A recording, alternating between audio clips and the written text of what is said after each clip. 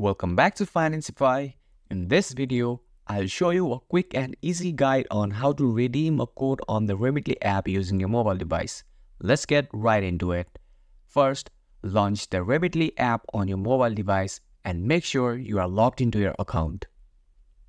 Once in, tap on the menu icon or the manage icon at the bottom right corner of the screen.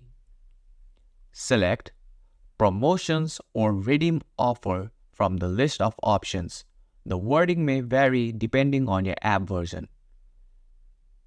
In the provided field, type in the promo code exactly as you received it. Double check for any typos to ensure the code is entered correctly. Tap the Apply button to submit the promo code. A confirmation message should appear if the code is valid, showing the details of the applied discount or promotion.